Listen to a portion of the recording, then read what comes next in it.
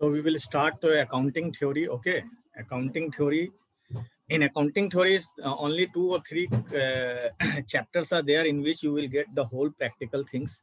One thing is human resource accounting. In human resource accounting, basically not much problem is there. Only basically 2 or 3 problems you will have to do. It will be enough for you. Okay, because only in 2018 and 2019, almost 2 times human resource accounting questions were asked in MCOM. Okay, that's why this is, and I hope it is also done in your classes also. Yes. Anything?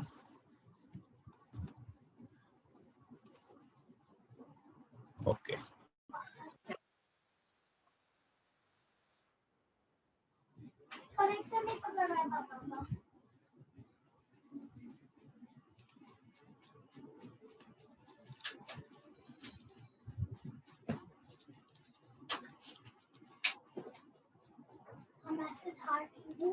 So human resource accounting can be defined as the process of measuring, identifying, communicating the information about human resource in finance. Actually क्या होता है, in balance sheet we never show human resource.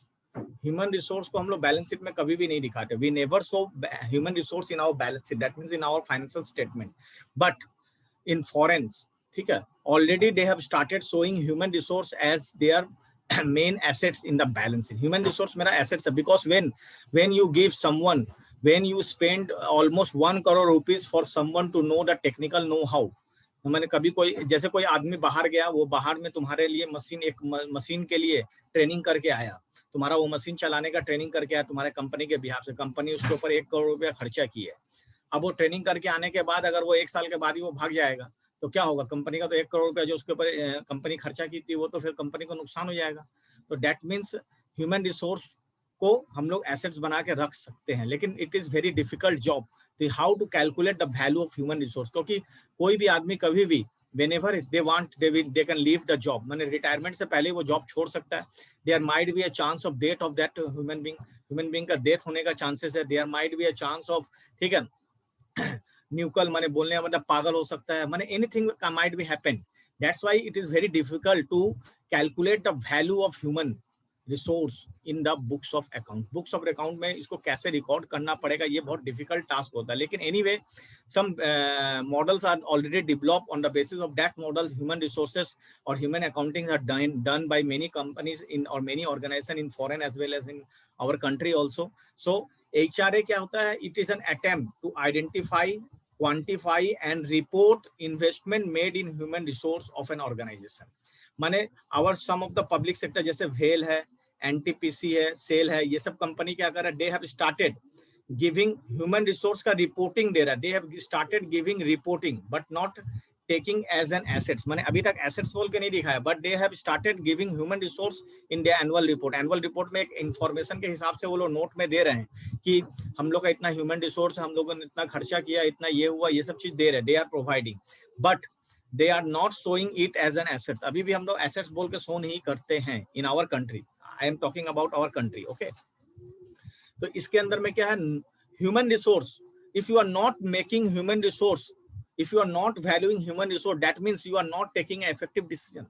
माने जो भी decision making में human resource play very great role, क्योंकि without labour of human being, ठीक है, not a single organisation can work properly. कोई भी ऑर्गेनाइजेशन वर्क नहीं कर सकता. Not a single organisation can work properly without human being. Okay, next. So human resource accounting is useful in knowing practical effect of new rules, regulation and procedures relating to workforce, and is also of immense help in knowing the monetary effect of the same on the organization. यानी human resource का मतलब क्या, human resource किस लिए useful होता है बता दे रहा है. because what are the new rules and regulation, what are the procedures relating to workforce, workforce से related क्या क्या procedures है, क्या क्या regulations है, इसको जानना, इसका monetary effect क्या होगा, what will be the monetary effect on the organization, माने organization के ऊपर उसका monetary effect क्या पड़ेगा, ये सब ह्यूमन रिसोर्स अकाउंटिंग के लिए बहुत यूजफुल होता है. That's why human resource accounting is very much necessary in our country as well as in today's world. In today's world, human resource accounting is very much necessary. Okay. Why human resource asset is not recognized in the balance sheet? Balance sheet में हम इसको recognize क्यों नहीं करते? What are the reasons?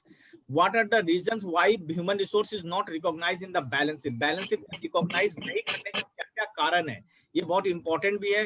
पहला कारण क्या है? There is no reliable measurement criteria for recognition of human resource. माने कोई क्राइटेरिया नहीं है. There is no criteria.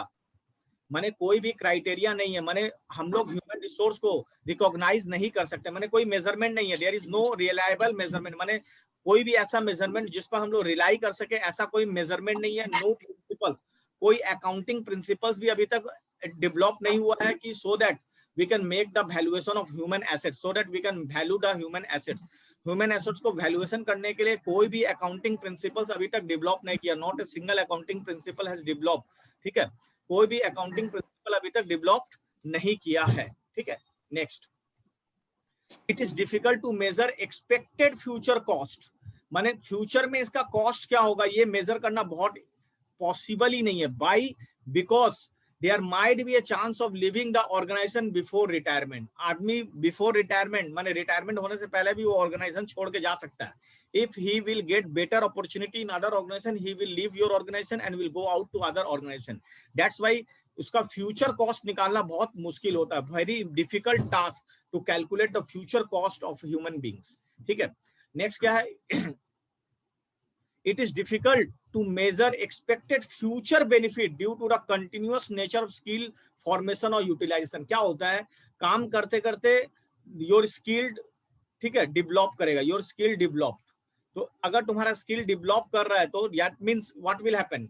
Due to continuous, your skill will be formed, your skill will be developed, and you will give your efficiency will also increase, either increase or decrease. Increase भी कर सकता है, decrease भी कर सकता है. It depends on man to man. तो ये चीज को मेजर करना बहुत मुश्किल है. किसी का स्किल को मेजर करना वेरी डिफिकल्ट जॉब. तो वही चीज है ह्यूमन रिसोर्स. इसीलिए हम लोग एसेट्स बोल के रिकॉग्नाइज नहीं कर सकते. नेक्स्ट क्या है? It is difficult to measure qualitative aspect of. Quantitative aspect को तो मेजर कर सकते हो, लेकिन किसी का क्वालिटी को मेजर करना बहुत मुश्किल होता है.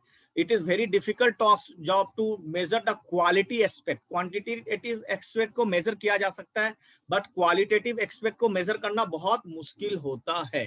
Okay. और दूसरा क्या है? Determination of replacement cost और opportunity cost of an individual is highly subjective. माने रिप्लेसमेंट कॉस्ट बहुत ज्यादा होता है. रिप्लेसमेंट कॉस्ट बहुत ज्यादा है. माने आज एक आया एक गया, तो रिप्लेसमेंट कॉस्ट क्या होगा ये पता करना बहुत मुश्किल है.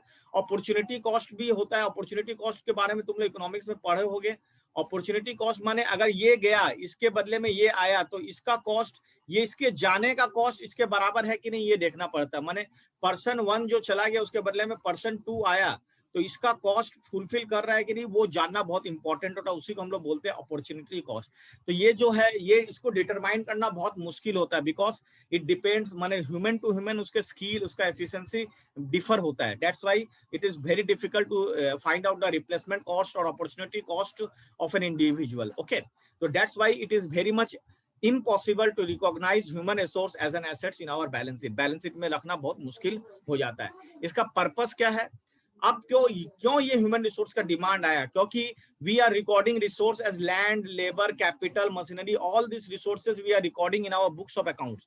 But human capital we have to record because human capital play a very vital role in our organization. हम लोग के ऑर्गेनाइजेशन में ह्यूमन कैपिटल बहुत वाइटल रोल प्ले करता है. It play a very vital role. Okay. It is desirable to treat human resource as an asset to enable and ensure comparability and complete disclosure of financial statement. Financial statement का complete disclosure और उसको compare करने में क्या होगा? Actually क्या suppose in Reliance company, if Reliance company CEO और Google company CEO, ठीक है, रिजाइन, अगर कोई रिजाइन करता है तो देखोगे बहुत इंपैक्ट आता है, शेयर्स पे इंपैक्ट आता है, बहुत उनका ऑर्गेनाइजेशन पे इंपैक्ट आता है. तो दैट मीन्स उनका सीईओ है या उनका मैनेजिंग डायरेक्टर है, they are playing a very big role. अगर वो रिटायर करता है या उनका डेथ हो जाता है तो वहां पर क्या होता है, ऑर्गेनाइजेशन पर बहुत बड़ा इम्पैक्ट पड़ता है। इसीलिए बोल, जैसे कोई भी है कंपनीज है, किसी उसका चीफ एग्जीक्यूटिव ऑफिसर है या उसका मैनेजिंग डायरेक्टर है, ठीक है, या उसका कंपनी सेक्रेटरी अगर वो रिजाइन करता है, तो क्योंकि वो एक नॉलेजेबल पर्सन अगर रिजाइन कर रहा है, that means there is something happen in the organisation. ये सब चीज जो होता है ये पर्पस के लिए ह्यूमन रिसोर्स अकाउंटिंग क्या है। देखोगे बहुत जगह पे क्या होता है, अगर ये कंपनी में कोई बड़ा डायरेक्टर अगर अपॉइंट होता तो ऑलरेडी उस कंपनी का गुडविल बढ़ जाता है, क्योंकि they know that this man will make the company to a new height पे ले जा सकता है।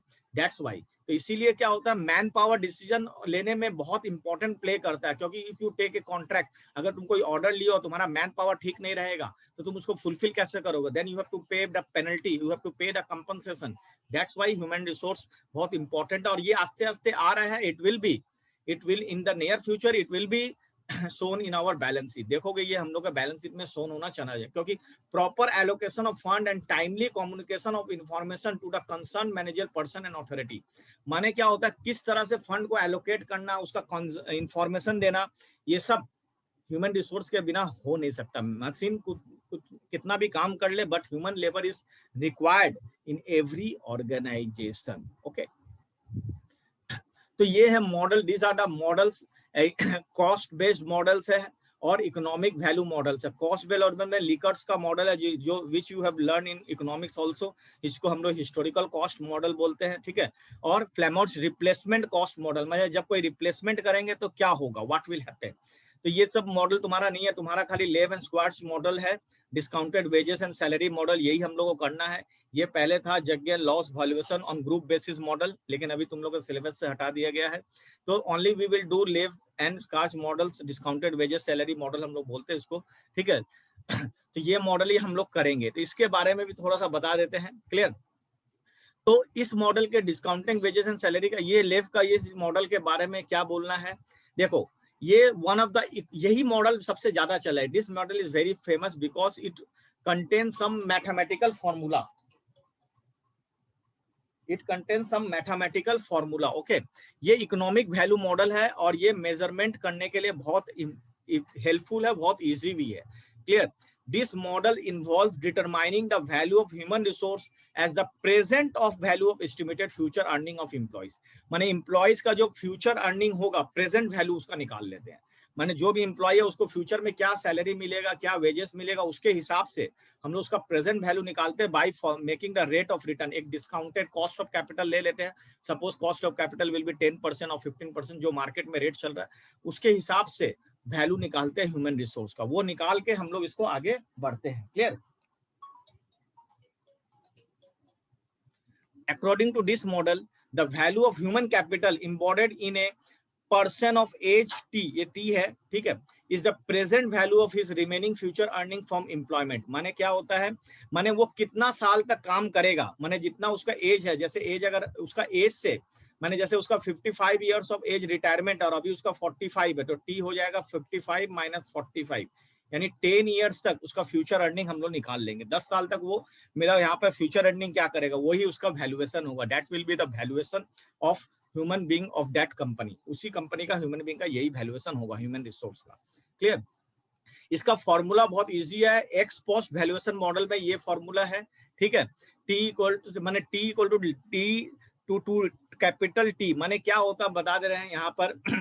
वी टी माने human capital value of a person years old, इतना ईयर्स ओल्ड का वैल्यूएशन पे कितना ह्यूमन कैपिटल होगा ये पता करते हैं, ठीक है। एल टी माने होता है the person annual earning up to retirement, up to retirement तक उसको कितना सैलरी हम लोग देंगे ये पता कर लेते हैं कि रिटायरमेंट तक उसका सैलरी इतना जाएगा, ठीक है। और आर माने होता है डिस्काउंटेड रेट, माने किस रेट पे डिस्काउंट दे रहे हैं, माने कॉस्ट ऑफ कैपिटल क्या होगा वो पता कर लेते हैं। और टी हो गया मेरा retirement age, T is my retirement age. तो ये समेशन अगर हम लोग निकालेंगे, इसका समेशन अगर हम लोग करेंगे तो we will find out the valuation of human capital of any person. कोई भी एक आदमी का, पर्सन का टी एज तक क्या वैल्यूएशन होगा वो हम लोग पता कर सकते हैं। लेकिन इसमें भी एक डिफिकल्टीज है। क्या डिफिकल्टीज है इस मॉडल के अंदर में? इस मॉडल में क्या है कि x post computation of human capital at any age of the person since only after retirement can the series LT be known। माने रिटायरमेंट के बाद ही ना एलटी पता चलेगा कि रिटायरमेंट के बाद उसका ये से अमाउंट होगा। तो एक्स पोस्ट कंप्यूटेशन तो कर सकते हो, लेकिन हम लोग क्या कर सकते हैं, एक्स पोस्ट वैल्यूएशन मॉडल को एक्स एंटे मॉडल में कन्वर्ट करना पड़ेगा। कैसे? तब हम लोग यहाँ पर एल टी को एल स्टार टी से डिनोट करते हैं। ठीक है, एल टी को क्या करते हैं, फ्यूचर अर्निंग से डिनोट करते हैं, माने एस्टिमेट करते हैं कि फ्यूचर में ये अर्निंग हो सकता है। तो इस मॉडल में क्या हो जाएगा, हम लोग यहाँ पर फ्यूचर अर्निंग को ले लेंगे और कुछ नहीं है। यहाँ पर फ्यूचर एस्टिमेटेड अर्निंग क्या हो सकता है उस तरह का स्किल्ड लेबर का चाहे वो स्किल्ड हो चाहे वो अनस्किल्ड हो, उसका एक्स एंटे वैल्यूएशन तब करते हैं। तो यहाँ पर ये फ्यूचर वैल्यू को लेके चलना पड़ता है, फ्यूचर वैल्यू तब लेके चलते हैं और कुछ नहीं है दोनों फॉर्मूला में। इसके बाद भी क्या होता है इस फॉर्मूला में और एक लिमिटेशन है, क्या इग्नोर किए, ignore the possibility of death occurring prior to retirement age. भैया रिटायरमेंट एज के पहले डेथ होने का भी तो चांस है, तो ये चीज को हम लोग इग्नोर किए हैं। तो ये मॉडल में इग्नोरेंस हुआ, ये अभाव फॉर्मूला में डेथ का इग्नोरेंस किया गया कि possibility of death is ignorance, माने हम लोग मान के चलते कि रिटायरमेंट एज तक वो आदमी जिंदा रहेगा और वो काम करते रहेगा। तो फिर इसको मॉडिफिकेशन किया गया इस फॉर्मूला में, और यहाँ पर क्या बनाया गया इस फॉर्मूला में, तब बनाया गया कि प्रोबेबिलिटी ऑफ डाइंग एज भी निकाल सकते हैं। ये है probability, this is the probability. ये प्रोबेबिलिटी माने कितना प्रोबेबिलिटी है कि आदमी इस एज तक मर सकता है। ठीक है, उस प्रोबेबिलिटी का भी समेशन निकाल के फिर उसके साथ इंटू कर रहे हैं और कुछ नहीं किया, तब जाके मेरा ये परफेक्ट वैल्यूएशन निकल सकता है। तो if any probability is given in your problem, तब उस प्रोबेबिलिटी के साथ हम लोग क्या करेंगे, जो हम लोग फ्यूचर अर्निंग निकालेंगे उसको मल्टीप्लाई कर लेंगे और उसके बाद उसका एडिशन कर लेंगे, तो मेरा वैल्यू ऑफ ह्यूमन कैपिटल आ जाएगा। तो दिस इज द लेव फॉर्मूला। इसका स्टेप बाय स्टेप कैलकुलेशन कैसे करेंगे, इसका डिमेरिट्स तुम लोग पढ़ सकते हो। ठीक है, स्पीड में बता रहे हैं, I am taking speed classes because we have to complete this chapter by today. आज ही इस चैप्टर को हम लोग को कंप्लीट करना है, इसीलिए a person value to organization is determined not only by the characteristics of the person himself but also by the organization role in which the individual is utilized। माने आदमी का कैरेक्टरिस्टिक्स से ही खाली हम लोग उसका वैल्यू नहीं निकाल सकते, वो किस रोल में काम कर रहा है, वो कहाँ काम कर रहा है, क्या काम कर रहा है, वो भी पता होना चाहिए। माने अगर हम लोग उसको किस वे में सर्व कर रहे हैं, ये भी बहुत इंपॉर्टेंट चीज होता है। तो ये चीज हम लोग को यहाँ पर नहीं दिखाई देता है, ये हम लोग पता नहीं कर सकते हैं इस मॉडल में। The model ignored the possibility and probability that the individual may leave an organization for reason other than death or retirement। माने इस मॉडल में ये भी एक डिमेरिट्स है कि आदमी ऑर्गेनाइजेशन को छोड़ के जा सकता है अदर देन डेथ और रिटायरमेंट। माने रिटायरमेंट होगा तो ही छोड़ के जाएगा या डेथ होगा तभी खत्म हो जाएगा, ऐसा नहीं है। कोई अदर रीजन के चलते भी वो ऑर्गेनाइजेशन को छोड़ सकता है। तो वो चीज यहाँ पर टोटली इग्नोर हुआ इस मॉडल में। ठीक है, it ignores the probability that manager people may make role changes during their careers। माने अपना कैरियर के समय में वो रोल चेंज कर सकता है। ठीक है, माने जैसे कोई असिस्टेंट इंजीनियर है, माने जो इंजीनियर का असिस्टेंट है तो वो हमेशा असिस्टेंट ही नहीं रहेगा, वो फिर मेन इंजीनियर बन सकता है। तो इसीलिए क्या होता है यहाँ पर उसका रोल माने उसका जो ऑर्गेनाइजेशन में जो रोल है वो भी तो चेंज हो सकता है। तो वो चीज को भी यहाँ पर इग्नोर किया गया, उसका प्रोबेबिलिटी को भी यहाँ पर इग्नोर किया गया।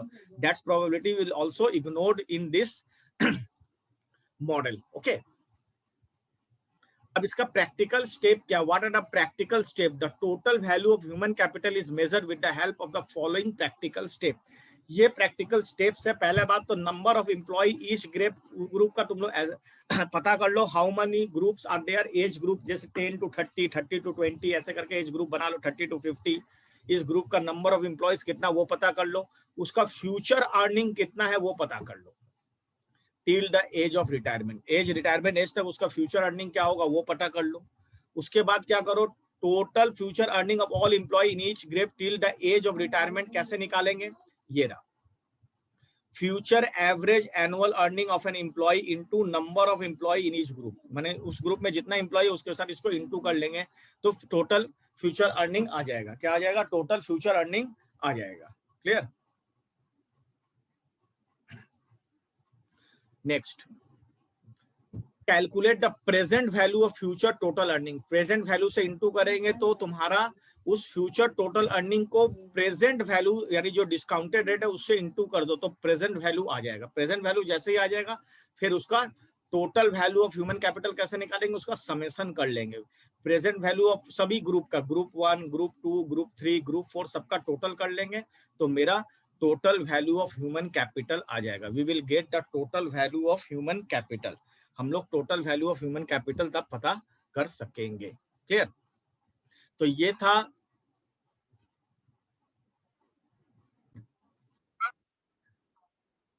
तो इसका एवरेज एनुअल अर्निंग कितना दिया, 50,000 एंड 30,000। रिटायरमेंट एज दिया हुआ 65 years and 62 years. Discounted rate है 15%। Number of employee in the group है 20 और 25। और एवरेज एज कितना है, 62 ईयर्स और 60 ईयर्स। 62 ईयर्स और 60 ईयर्स इसका एवरेज ग्रुप एवरेज एज है, माने उस ग्रुप का एवरेज एज ये है। तो हम लोग पहले वैल्यू ऑफ स्किल्ड एम्प्लॉयज का निकालेंगे। तो वैल्यू ऑफ स्किल्ड एम्प्लॉयज का कैसे हम लोग निकालेंगे, वही फॉर्मूला है जो हम लोग लेस का फॉर्मूला है, उसी फॉर्मूला से हम लोग निकालेंगे। तो कैसे हम लोग निकालेंगे, ओके, लो, वैल्यू ऑफ स्किल्ड एम्प्लॉय, ठीक है। तो इसका एवरेज अर्निंग कितना वो पता कर लेंगे। What is the average future expected average earning. तो 50,000 मेरा फ्यूचर एक्सपेक्टेड एवरेज अर्निंग है।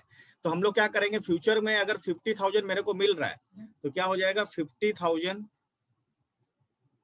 Divided by 1 plus 0.15। Rate discounted rate कितना है, 1 प्लस 0.15।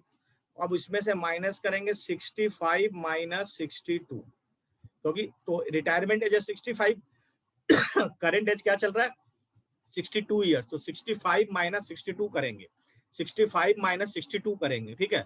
उसी तरह से फिर एक दूसरा क्या निकालेंगे, 50,000 1 plus 0.15, 65 minus 63 to the power 50,000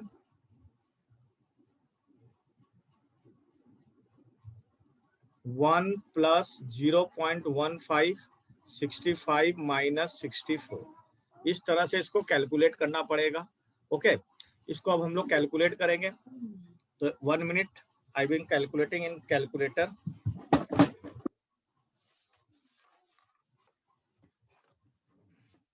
तो 50,000 divided by 1.015 to the power 3, to the power 3 है, 1.05 टू द पावर 3 है, तो ये आ जाएगा 32,875.51, 32,875.51, ठीक है।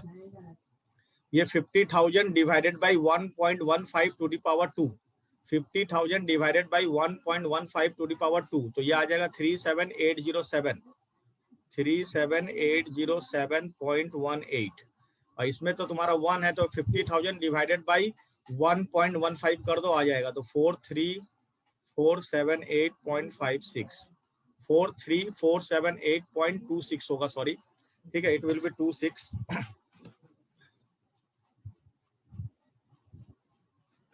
It will B 26। तो इसका टोटल कर लेंगे, इसका टोटल करने से मेरा आ जाएगा 114,161.25। तो ये मेरा वैल्यू ऑफ स्किल्ड एम्प्लॉय निकल गया। उसी तरह से वैल्यू ऑफ अनस्किल्ड एम्प्लॉय भी निकाल लेंगे, ठीक है। तो टोटल नंबर ऑफ एम्प्लॉय यहाँ पर कितना 20, तो इसको 20 से इंटू अप करेंगे। इसको क्या करेंगे 20 इंटू, तो टोटल वैल्यू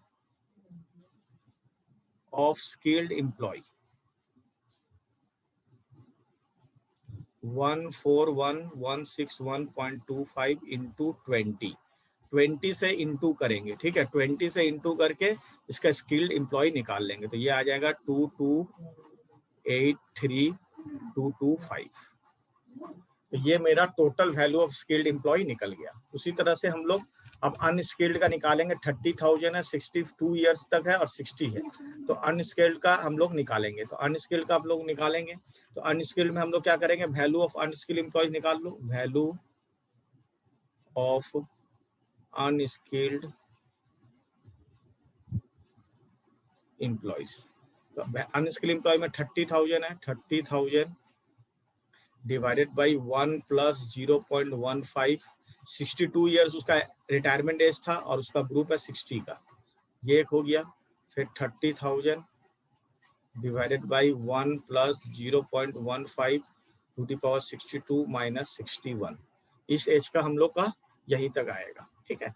तो ये तुम्हारा वैल्यू कितना आएगा 22684 you can do in your calculator, calculator में कर लोगे 26086.96, ठीक है, you can do in your calculator, okay.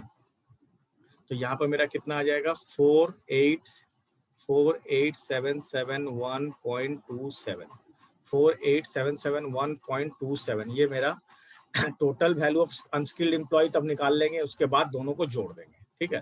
तो therefore total value of unskilled employee, total value of unskilled employees, तो अनस्किल्ड एम्प्लॉय का कितना आ जाएगा 48771.27 इंटू नंबर ऑफ एम्प्लॉयज, तो नंबर ऑफ एम्प्लॉय यहाँ पर 25 है, कितना है 25, तो ये आ जाएगा 1219882, ओके 1219282। इसके बाद तो टोटल वैल्यू निकाल लेंगे, total value of human resource. तो total value of human resource में क्या होगा, यहाँ पर स्किल्ड का क्या था देखो 2283225, उन दोनों को जोड़ देना है, तो 2283225 प्लस 1219282, इन दोनों को जोड़ लेंगे तो मेरा आ जाएगा 3502507। ये मेरा निकल सकता है, इस तरह से हम लोग बना सकते हैं, लेकिन इसका एक अल्टरनेटिव सॉल्यूशन भी है, one alternative solution is also there. तो वन अल्टरनेटिव वे में तुम इसको बना सकते हो, अल्टरनेटिव सॉल्यूशन और भी इजी होता है, तो इस वे में भी बना सकते हो। अल्टरनेटिव सॉल्यूशन में हम लोग क्या करेंगे, यहाँ पर लिख देंगे स्किल्ड, टाइप में क्या है स्किल्ड, और यहाँ लिख दिया अनस्किल्ड, स्किल्ड और अनस्किल्ड। अब इसका सर्विस लाइफ कितना है, इसका सर्विस लाइफ है 65 माइनस 62, 3 ईयर सर्विस लाइफ है, और इसका हो जाएगा 62 माइनस 60, इसका 1 year service, sorry 2 year service life है, 2 ईयर, ओके। अब डिस्काउंटिंग फैक्टर निकाल लो 15% के हिसाब से 3 साल का, कैसे निकालोगे, you can do in your calculator 1 divided by 1.15, ठीक है, 1 डिवाइडेड बाई 1.15, तो ये 1 साल का होगा 1, ठीक है, 2 3। अब उसको मेमोरी प्लस में देखो डालो तो देखो आ जाएगा, कैलकुलेटर में करने आता है कि नहीं आई डोंट नो, तुम लोगों को आ रहा है कि नहीं, ठीक है, हम बता रहे हैं कैसे कैलकुलेटर में करो 1 डिवाइडेड बाई 1.15 इक्वल टू दबाओगे, फिर मेमोरी प्लस दबाओगे, फिर इक्वल टू दबाओगे, फिर मेमोरी प्लस दबाओगे, ठीक है, फिर इक्वल टू दबाओगे, फिर मेमोरी प्लस दबाओगे, तो 3 साल का आ जाएगा, देखो करके 1 डिवाइडेड बाई 1.15 इक्वल टू दबा के मेमोरी प्लस, पहले से मेमोरी में कुछ रहना नहीं चाहिए, लेकिन फिर इक्वल टू दबा के फिर मेमोरी प्लस, फिर इक्वल टू दबा के फिर मेमोरी प्लस, और उसके बाद लास्ट में दबा दोगे MR मेमोरी रीड, उसके बाद क्या दबा दोगे MR मेमोरी रीड, ठीक है, तो तुम्हारा आ जाएगा 2.283 it is coming in calculator 2.283, और उसी तरह से इसका भी निकालोगे 1.626, इज इट क्लियर। अब नंबर ऑफ एम्प्लॉयज कितना है, इसमें 20 एम्प्लॉयज था, इसमें 25 एम्प्लॉयज था, तो एनुअल अर्निंग तुम्हारा कितना है, एनुअल अर्निंग तुम्हारा इसका है 50,000 और इसका है 30,000, इसका है 50,000 और इसका है 30,000, तो ठीक है, तो क्या करेंगे हम लोग, कुछ करना नहीं है, 50,000 इंटू 20 करेंगे और इंटू 2.283, तो ये मेरा 2283000 आ जाएगा, 2283000। क्या किए हम बता दे रहे हैं, हम लोग क्या किए 20 इंटू 50,000 इंटू प्रेजेंट वैल्यू का फैक्टर से इसको इंटू कर दिए, तो ये मेरा आ गया 2283000। इसका भी हम लोग निकाल लेंगे, इसका आएगा 1219500। अब इन दोनों को जोड़ लो, इन दोनों को जोड़ेंगे तो कितना आएगा 3502 ये राउंड ऑफ के चलते 507 500 ये आ रहा है, लेकिन ये दोनों ही सही है, तो ये हो जाएगा total value of human resource. तो ये मेरा क्या हो जाएगा, total value of human resource हो जाएगा। Is it clear or not, समझ में आया? Is it clear? Yes sir. Okay चलो ये समझ में आने के बाद अब हम लोग प्रॉब्लम नंबर 2 में चल रहे हैं। ये शॉर्टकट मेथड है, ये टेबुलर मेथड में बना सकते हो, और अब हम लोग प्रॉब्लम नंबर 2 में चलते हैं। एक company has a capital base of 1 crore, capital base कितना है 1 करोड़ का, and has earn profit to the tune of 11 lakhs, 11 lakh का प्रॉफिट है। The return on investment, ROI कितना है उस इंडस्ट्री का, उस तरह का इंडस्ट्री में ROI मैंने जितना भी इन्वेस्ट करोगे उसमें से 12.5% तुमको रिटर्न मिलेगा हमेशा। If the service of a particular executive are acquired by the company, it is expected that the profit will increase by 2.5 lakhs per over and above the target profit। माने बोलता अगर कोई कंपनी में किसी executive को appoint करते हो तो उसके अपॉइंटमेंट से कंपनी का प्रॉफिट 2.5 lakhs बढ़ जाएगा जो टारगेट प्रॉफिट है। तो बोला determine the amount of maximum bid price for that particular executive and the maximum salary that could be offered to him. उसको हम लोग कितना सैलरी दे सकते हैं और उसका कितना बीट प्राइस हो सकता है ये हमको पता करना है। तो सबसे पहले हम लोग का टारगेट प्रॉफिट कितना 1 करोड़ है। 1 crore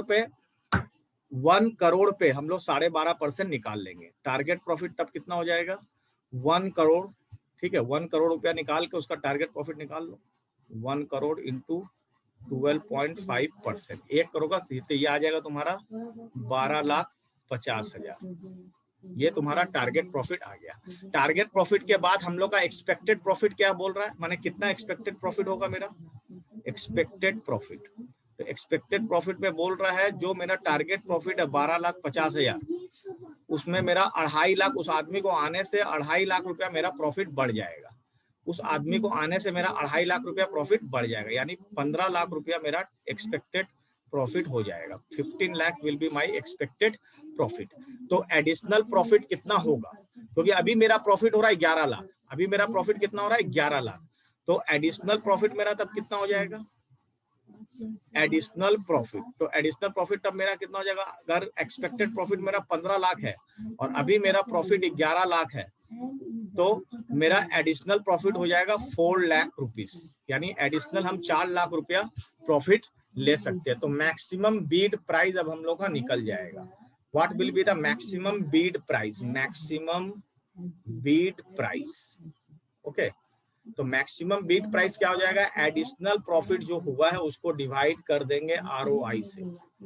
additional profit divided by ROI, return on investment, यानी 4 लाख रुपया डिवाइडेड बाय 12.5%, यानी मैक्सिमम बीड प्राइस उसका कितना हो जाएगा 4 लाख डिवाइडेड बाय 12.5%। तो ये तुम्हारा 32 lakhs आ जाएगा। इट विल बी 32 lakhs, ठीक है। मैक्सिमम बीट प्राइस के बाद अब उसको हम कितना सैलरी देंगे, उसको हम कितना सैलरी देंगे, इसका 12.5% यानी 4 लाख रुपया जो आया, ये एडिशनल प्रॉफिट उतना ही रुपया सैलरी दे सकते हैं। तो maximum salary that can be offered, उसको हम मैक्सिमम से मैक्सिमम कितना सैलरी दे सकते हैं, या तो 32 लाख का 12.5% निकाल लो, या सीधे वही जो एडिशनल प्रॉफिट है वही हो जाएगा 32 लाख का 12.5%, यानी 4 लाख रुपया से ज्यादा हम उसको सैलरी नहीं देंगे। We will not paid more than 4 lakh rupees. समझ में आया? तो is it clear or not? ये क्लियर हुआ कि नहीं बोलो? Any question, any doubt? माने कंपनी का कैपिटल बेस 1 करोड़ है, माने कंपनी 1 करोड़ रुपया पूंजी लगा के रखा है और उसका अभी प्रॉफिट 11 लाख हो रहा है और उसका रिटर्न, उस तरह का इंडस्ट्री का रिटर्न 12.5% होता है, यानी 1 करोड़ का 12.5% यानी 12.5 लाख रुपया मेरा रिटर्न होगा। 1 करोड़ का 12.5% माने 12.5 लाख रुपया मेरा रिटर्न होगा, ठीक है। अब एक्सपेक्टेड प्रॉफिट क्या बोल रहा है कि अगर इस आदमी को रखते हैं कोई एग्जीक्यूटिव को तो मेरा 2.5 लाख प्रॉफिट बढ़ जाएगा। तो what is my expected profit, पर मेरा जो टारगेट प्रॉफिट है 12.5 लाख, अभी 11 लाख हो रहा है, तो 12.5 लाख प्लस 2.5 लाख, यानी मेरा टारगेट एक्सपेक्टेड प्रॉफिट अब होना चाहिए 15 लाख। लेकिन मेरा एडिशनल प्रॉफिट अब कितना होगा, क्योंकि अभी हम अर्न कर रहे हैं 11 लाख रुपया, तो 15 लाख माइनस 11 लाख, यानी अभी मेरा प्रॉफिट, एडिशनल प्रॉफिट अर्न हो जाएगा तब 4 लाख रुपया। तो हम कितना में बीट करेंगे, what will the maximum bid price, ठीक है। उस एग्जीक्यूटिव का मैक्सिमम बीट प्राइस हम कितना कर सकते हैं, मैक्सिमम से मैक्सिमम उसका बीट प्राइस कितना कर सकते हैं, ठीक है। मैक्सिमम बीट प्राइस तब क्या होता है, additional profit divided by return, यानी उसका रिटर्न कितना, यानी 32 लाख रुपया उसका मैक्सिमम बीट प्राइस हो सकता है। मैंने 32 लाख रुपया से ज्यादा हम लोग उसका मैक्सिमम बीट प्राइस नहीं सकते, क्लियर। और उसको हम कितना सैलरीज दे सकते हैं, हाउ मच सैलरी, तो भैया सीधा सीधी बात है, या तो जो एडिशनल प्रॉफिट है उससे बेसी हम उसको सैलरी ऑफर नहीं कर सकते. We can't offer more than that to that particular person. उस पर्सन को इससे ज्यादा सैलरी हम लोग नहीं दे सकते. तो is it clear to you all or not?